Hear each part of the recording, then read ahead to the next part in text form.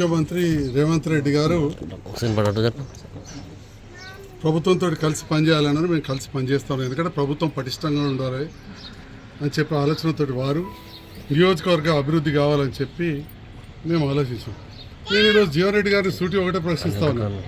Assembly ఎలక్షన్లో మిమ్మల్ని మా నాయకులు ప్రజలు ఓడగొట్టిన తర్వాత మళ్ళీ కాంగ్రెస్ పార్టీ మీకు ఎంపీ టికెట్ ఇచ్చినప్పుడు ఎంతమంది బీఆర్ఎస్ నాయకులను మీరు కండవ కప్పి చేర్చుకోలేదండి?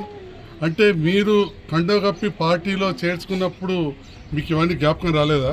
పాత కాంగ్రెస్ నాయకులు మా నారాయణ రెడ్డి అనేనో ఇట్లాంటి వాళ్ళందరూ పాత వాళ్ళు ఉన్నారు, మరి వాళ్ళకి ఇబ్బంది అవుతుందని చెప్పి ఆలోచన రాలేదా?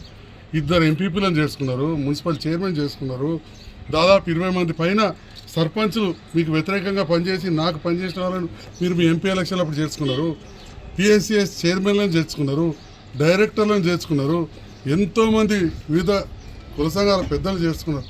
మరి అప్పుడు 2023 ఎలక్షన్లో నాకు పెద్ద ఎత్తున మద్దతు ఇచ్చిన నాయకులను మీరు ప్రభుత్వం వచ్చిందని చెప్పి మీకు అన్ని రకాల చూసుకుంటామని చెప్పి మీ ఎంపీ ఎలక్షన్లు అప్పుడు మీరు పార్టీలో జాయిన్ చేసుకోలేదా? అంటే మీరు చేసుకుంటే మీరు పార్టీలో జాయిన్ చేసుకుంటే ఒకటి, లేదా కొందరికి మరి ఇంకా మేము సభ్యత్వం ఏం తీసుకోలేదు కానీ ప్రభుత్వంతో మమ్మల్ని కలిసి పనిచేస్తే తప్పు అయిపోతుందా? ఇది నేను జీవన్ రెడ్డి గారు సూటిగా ప్రశ్నిస్తున్నా. ఎందుకంత అసహనం వ్యక్తం చేస్తున్నారు పెద్దలు?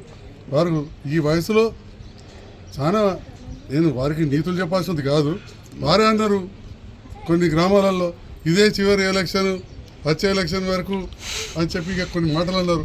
మరి ఇదే చివరి ఎలక్షన్ అని పోయిన ఎంపీ ఎలక్షన్లు అన్నప్పుడు ముందు పార్టీ బలోపేతంగా ఉండాలని కాంగ్రెస్ అధిష్టానం ఆలోచిస్తుంది, దాంట్లో తప్పేమున్నదని నేను అడుగుతా ఉన్నా.